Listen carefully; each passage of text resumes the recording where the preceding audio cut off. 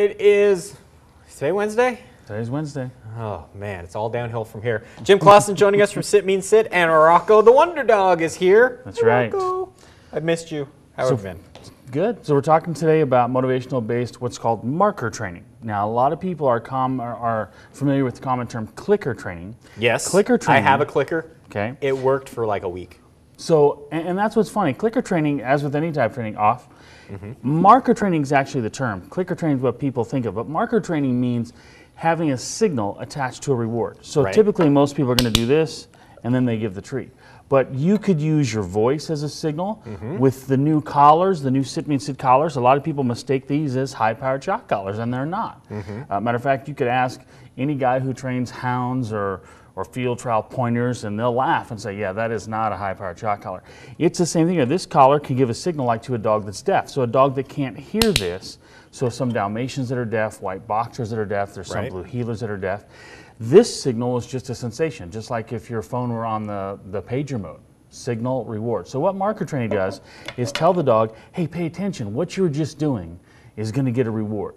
But it doesn't tell them the quality of the reward or the quantity of the reward. So there's times I might use treats with my clicker or with my collar, or I might click and throw a ball. Or if I'm training a deaf dog and the deaf dog likes a ball, I might use food, I might use a ball, I might use a frisbee.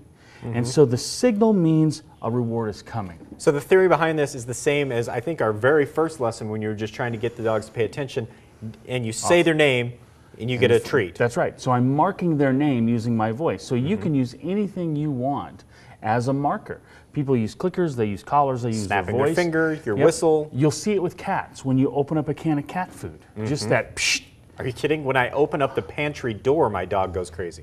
They know that's where the treats are. That's right. And that's a marker. So it marks a moment in time that what they were doing right then is going to trigger a reward. But what most people do, look at him going through a list of every command he ever trick he ever learned his whole life. Anything for a treat, Rocko. That's right. So most people make the mistake of just using the treat as a bribe instead of a paycheck. And there's a difference. A paycheck means you're going to work first, then I'm going to give you the paycheck. So I would ask for a series of rewards. So if I say, can you give me 5, buddy? Good boy. How about the fist bump? Can you do that? Good boy. How about a high 10? Good boy. Can you wave bye-bye? Good boy. So then the paycheck comes. Work first, then get paid, just like in our life. Versus some people who just spoil their dog and they're giving them treat all day long, and the dog doesn't have to do anything.